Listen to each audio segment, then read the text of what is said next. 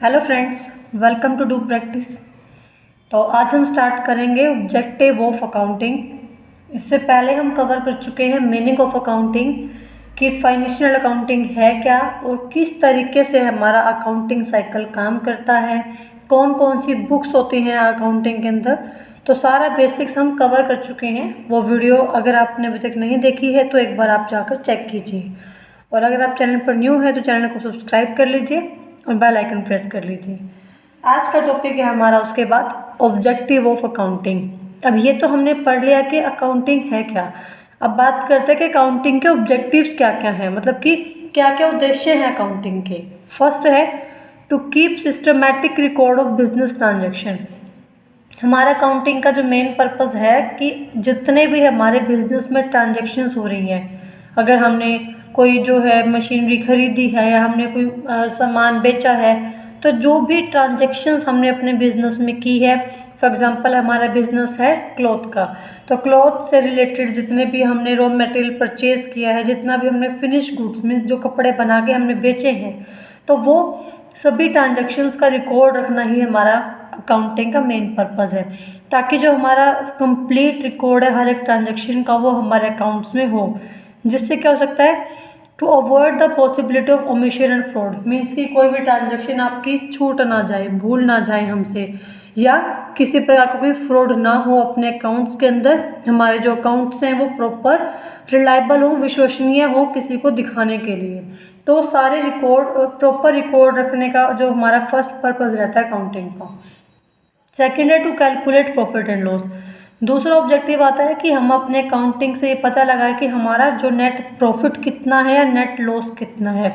Means कि जब हमने बिजनेस स्टार्ट किया था हमने कितनी कैपिटल लगाई थी, और एट द एंड हमारा उस कैपिटल में कुछ अगर ऐड हुआ है तो मीन्स वो प्रॉफिट हुआ, और अगर कैपिटल में कुछ लॉस हुआ है, कुछ कम हुआ है, मतलब कि अगर हमने 1 लाख की कैपिटल लगाई थी और एट द एंड हमें पता चला, साल के लास्ट में पता चला हमें कि उस 1 लाख जो हमने कैपिटल लगाई थी वो हमारा अब 1,20,000 हो गया, तो मतलब कि हमें 20,000 का क्या हुआ है, मुनाफा हुआ है, 20,000 का हमें प्रॉफिट हुआ है। पर्टिकुलर पीरियड दैट मीन हम 1 साल के लिए बनाते हैं, जो भी हम अकाउंट्स बनाते हैं वो हम बात कर चुके थे। इसी पर्पज़ के लिए हम ट्रेडिंग प्रॉफिट लॉस अकाउंट बनाते हैं, जो हर अकाउंटिंग पीरियड के एंड में बनती है, जिसमें जितनी भी आपकी आइटम्स होती हैं, मीन्स परचेज की, सेल के एक्सपेंसेस के, रिवेन्यू की, जो भी आपकी ट्रांजेक्शन्स होंगी वो सभी आपके ट्रेडिंग प्रॉफिट लॉस अकाउंट में दर्ज की जाती है।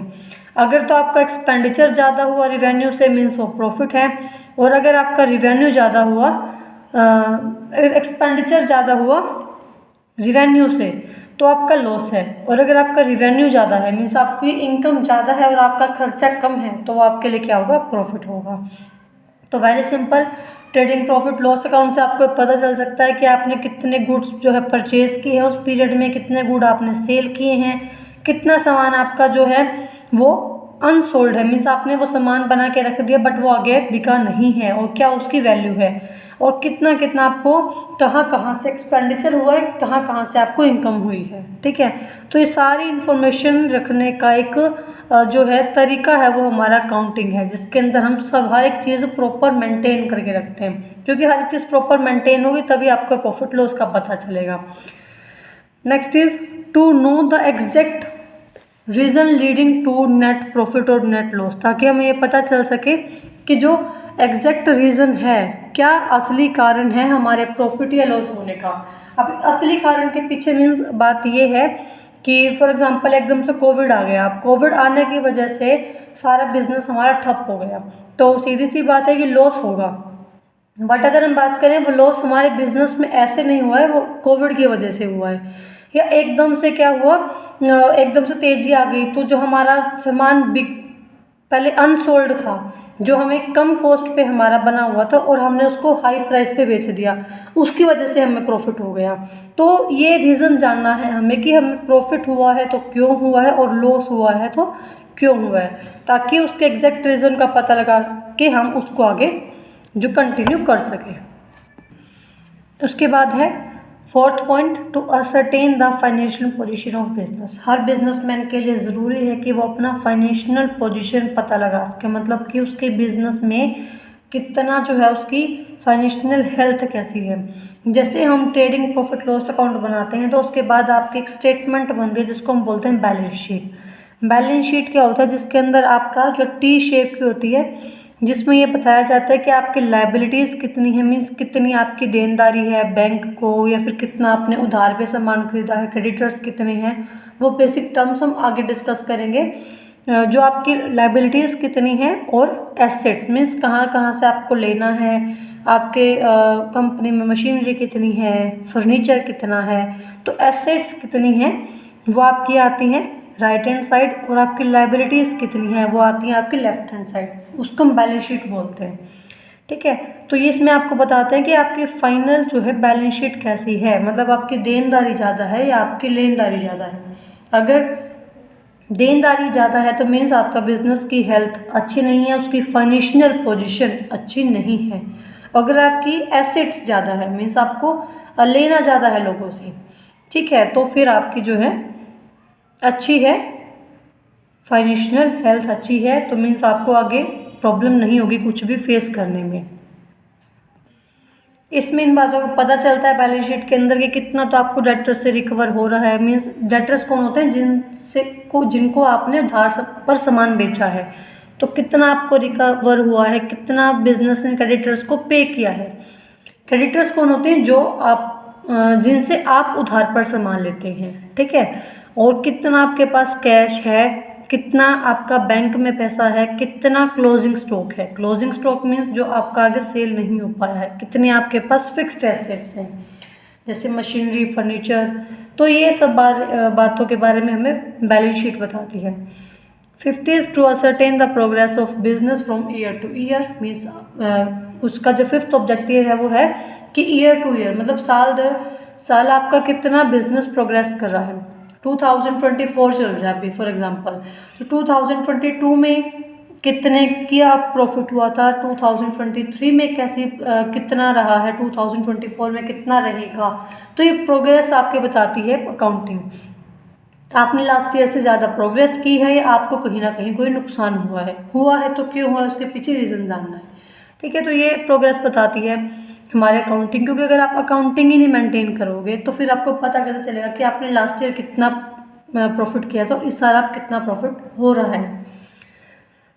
To prevent and detect error and fraud, मतलब जितने भी एरर्स हैं फ्रॉड से बचने के लिए उनको पहचानने के लिए अकाउंट बनाना ज़रूरी है, ताकि आपके हर एक इन्फॉर्मेशन आप रिकॉर्ड कर सको और उन इन्फॉर्मेशन को कोई मैनिपुलेट ना कर सके, कोई फ्रॉड ना हो सके। तो इसलिए बेटर कंप्लीट इन्फॉर्मेशन के साथ है कि आप अकाउंट बनाएं। To provide information to various parties, इसका एक फीचर ये भी है कि आप कम्युनिकेट करें, जो भी आप अकाउंटिंग आपकी इन्फॉर्मेशन है, जो आपकी बैलेंस शीट है वो आप बताएं अपने ओनर्स को, अपने इन्वेस्टर्स जो आपकी कंपनी में पैसा डाल रहे हैं, तो उनको आप बताएं कि कितना हम प्रॉफिट में हैं या हम लॉस में हैं, जो भी आपकी सिचुएशन है आप उनको बताएं, आपके क्रेडिटर्स को बताएं, अपने बैंक्स को बताएं जहाँ से आपने लोन लिया है, या फिर जहाँ जो भी इंटरेस्टेड पार्टीज़ हैं आपकी कंपनी से रिलेटेड, आपके बिजनेस से रिलेटेड, उन सभी पार्टीज़ के पास वो इन्फॉर्मेशन जानी चाहिए। एम्प्लॉयज़ के पास भी है, गवर्नमेंट अथॉरिटीज़ के पास, ताकि वो टैक्स में जो आपकी कहीं ना कहीं हेल्प हो सके या फिर टैक्स कैलकुलेट हो सके। तो ये सभी इन्फॉर्मेशन अच्छा रहती हैं, इन्फॉर्मेशन अच्छी रहती हैं सिर्फ तब रहती हैं जब आपके जो अकाउंट्स हैं वो प्रॉपर प्रिंसिपल्स के साथ और प्रॉपर उसके साथ मेंटेन हो। ठीक है, तो ये थे हमारे ऑब्जेक्टिव ऑफ अकाउंटिंग। उसके बाद हम बात करते हैं functions of accounting. Functions of accounting, हालांकि ऑब्जेक्टिव्स ऑफ अकाउंटिंग की हम बात करें या फंक्शंस, वो काफ़ी हद तक सेम ही है, सिर्फ उनकी हेडिंग्स अलग है। उनको हम ऑब्जेक्टिव बोलते हैं और यहाँ पे फंक्शन आ गए।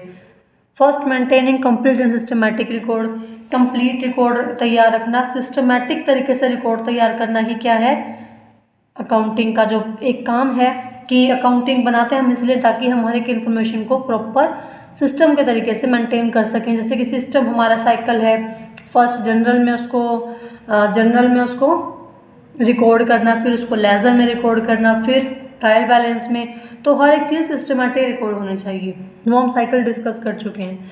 Next is communicating the final result to various parties. जो आपका फाइनेंशियल रिजल्ट है, जैसे कि आपको प्रॉफिट हुआ है या लॉस हुआ है, आपकी एसेट्स कितनी है, लाइबिलिटीज़ कितनी है, वो सभी अलग अलग पार्टीज़ को कम्युनिकेट करना, उनको बताना।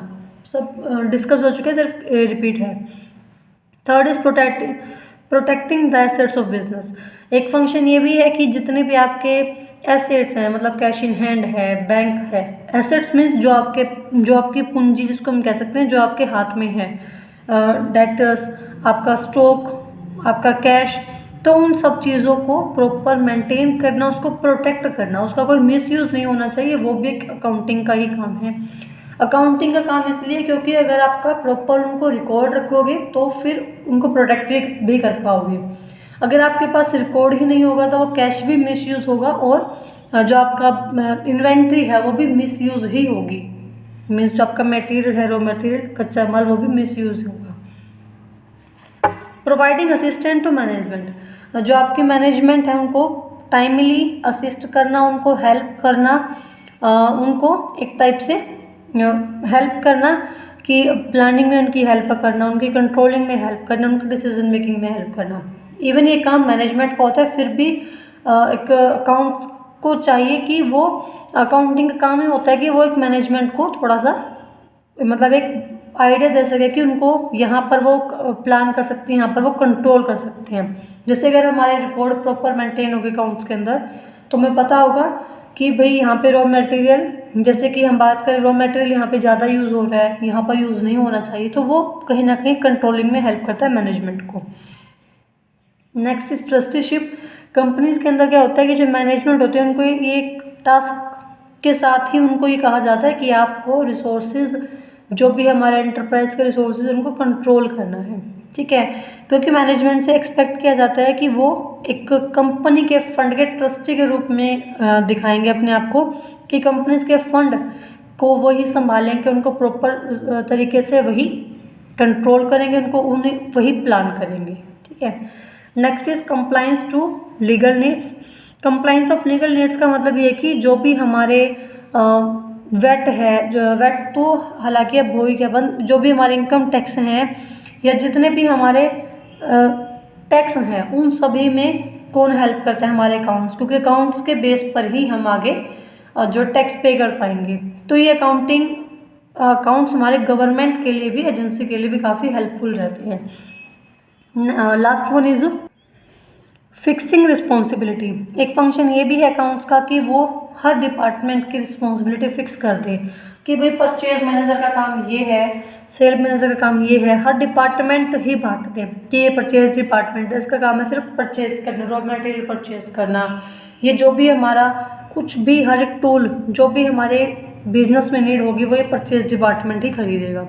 फाइनेंस डिपार्टमेंट, कि आपको फंड अरेंज करने, कहीं ना कहीं से पैसा लेके आना जब भी हमें नीड होगी, ठीक है।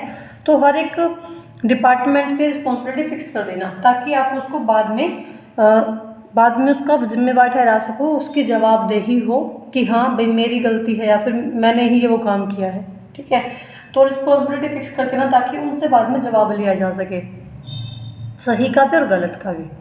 तो ये थे functions of accounting and objective of accounting. I hope आपको ये कंसेप्ट क्लियर हुआ होगा। कहीं कोई डाउट है तो प्लीज़ कमेंट सेक्शन में कमेंट कीजिए, कमेंट सेक्शन आपके लिए है। और वीडियो अच्छी लगी तो वीडियो को लाइक कीजिए और चैनल को सब्सक्राइब कीजिए।